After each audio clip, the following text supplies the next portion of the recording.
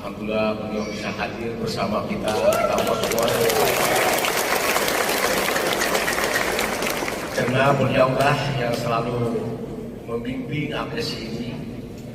Setiap acara-acara APSI dari Munas, pelantikan, sampai kepada saat ini pun sampai Silatnas beliau selalu hadir.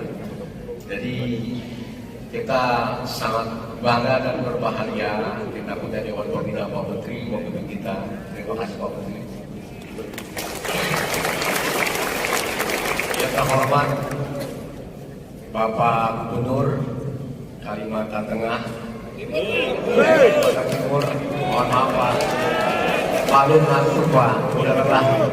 Tapi saya kita kan, malam kita ya saya coba aja, ternyata nggak tidur yang lainnya kan saya salah kan. Evaluasi kan. Pak Gubernur ini adalah yang sangat amat cinta dengan APSI yang ada di Kaltim. Beliau hadir ketika kemarin pelantikan, begitu panjang pemaparan, begitu senang kita diberikan sebuah pengetahuan oleh beliau. Terima kasih Pak Gubernur, dan hari ini pun masih bisa hadir, tanda bukti beliau cinta terhadap kita.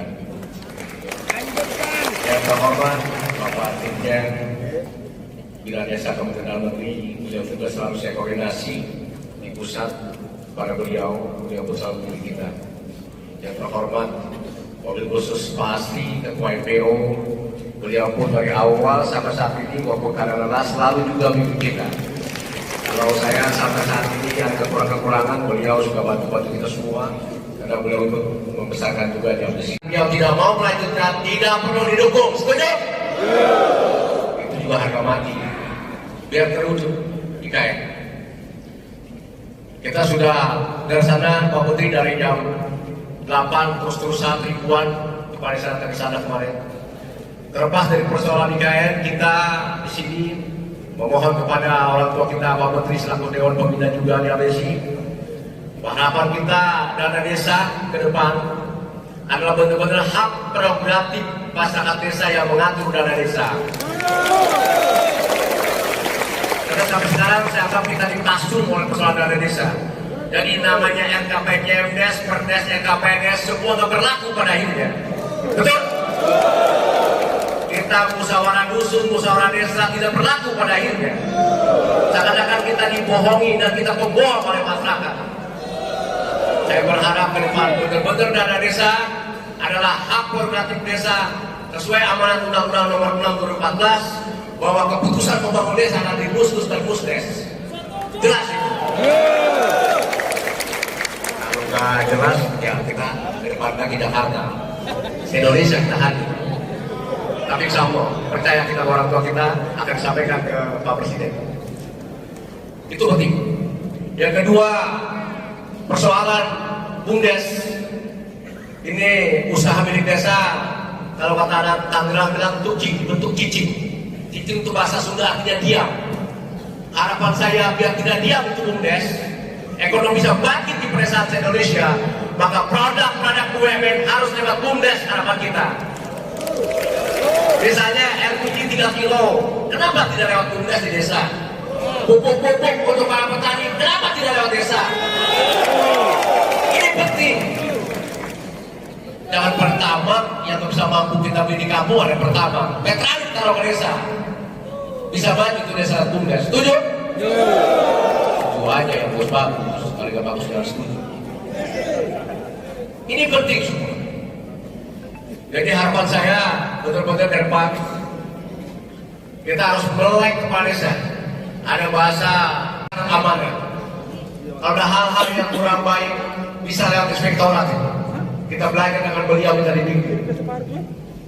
Jadi harapan saya pada hari ini ada satu lagi Pak Menteri, bahwa di mana kepala desa 2023 banyak yang mengundurkan apa yang habis masa jabatannya. Harapan saya 2023 yang habis masa jabatannya bakal ada percepatan pemilihan kepala desa. Setuju? Kenapa demikian? Karena kalau ditunda tidak kebayang itu kepala desa yang bercalon 2 tahun ditunda seperti apa beliau. Karena larinya bukan kepada PJS itu masyarakat, pasti kepada para pencalon di masyarakat. yang ke Sandung, yang pakai koyo pasti kepada pemimpin calon. Saya tahu persis itu. Abdesi, Jaya! Abdesi, Jaya! sekali lagi Abdesi. Jaya! Ampun semua Pak, sehat semua ini. Assalamualaikum warahmatullahi wabarakatuh. Selamat pagi menjelang siang, salam sejahtera untuk kita semua. Om Swastiastu, Namo Buddhaya, salam kebajikan.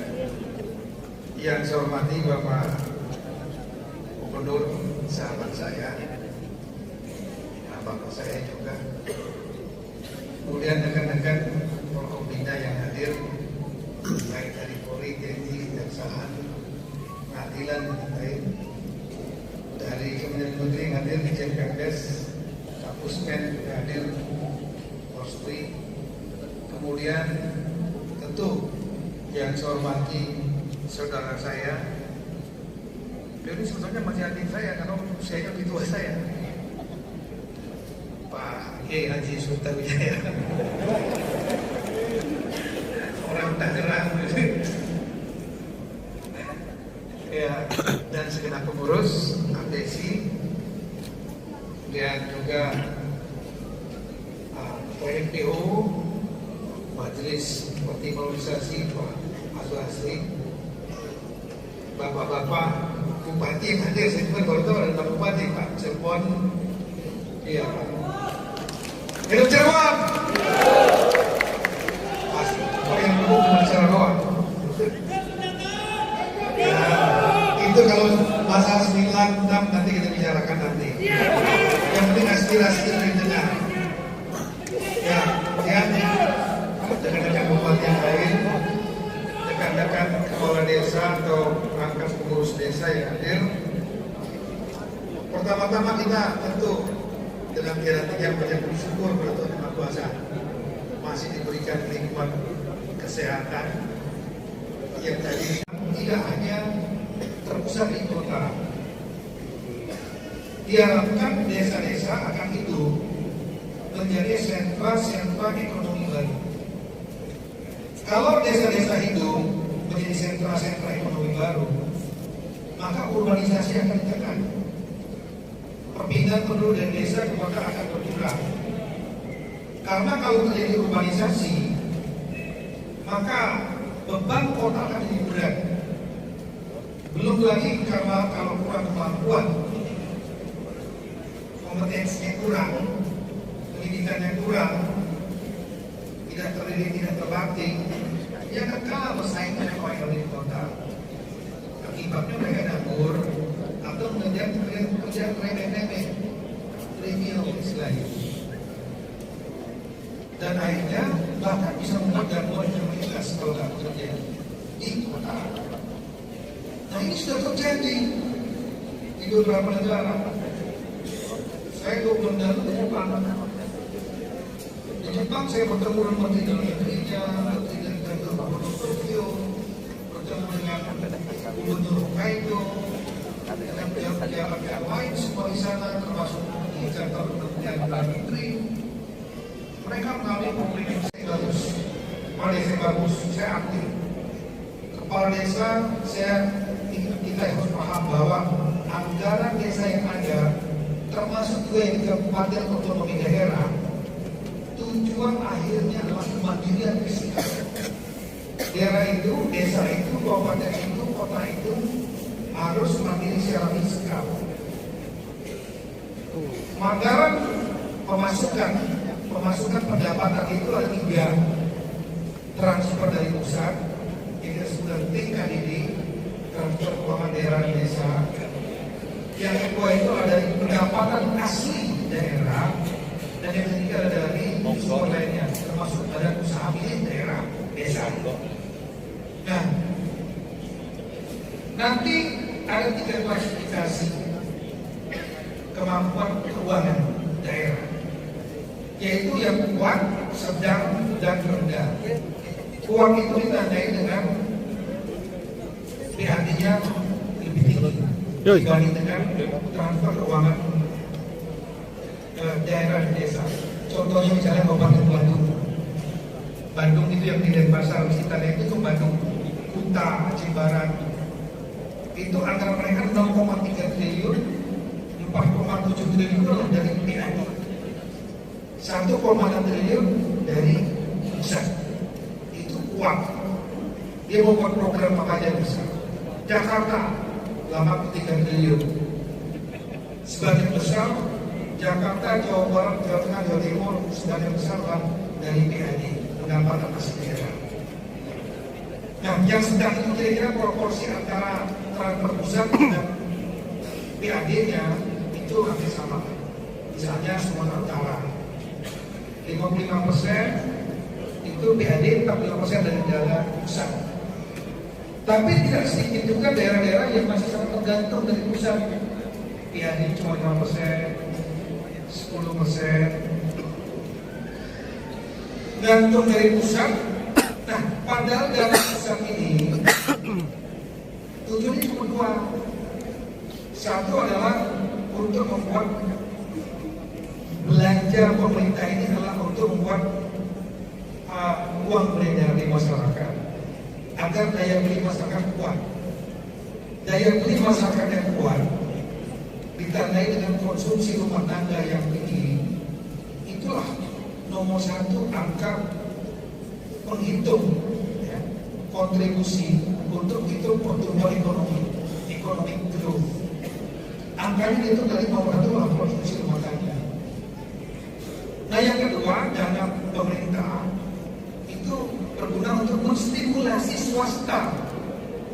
Tanpa ada swasta, impossible daerah bisa maju.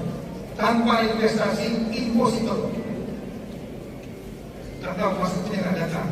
Indonesia itu sekarang negara G20, G20, negara 20 ekonomi terbesar di dunia. Belum pernah dalam sejarah kita bisa masuk itu. Dan menjadi presidennya tahun ini, tahun depan jadi presiden ASEAN, Jokowi. Itu kita lihat ini, data ini. Kita nomor 7 dari 120 negara ini,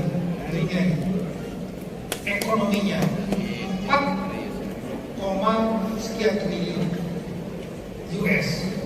Karena kan kalau kalikan 15.000, $1 15.000, 15 kali 4, 60.000 triliun. Artinya aset yang beredar, ekonomi keuangan yang beredar di Indonesia lebih kurang 60.000 triliun. APBN kita berapa? Plus APBD kira-kira 3.800 triliun. Sama daerah tahun 4.000 triliun.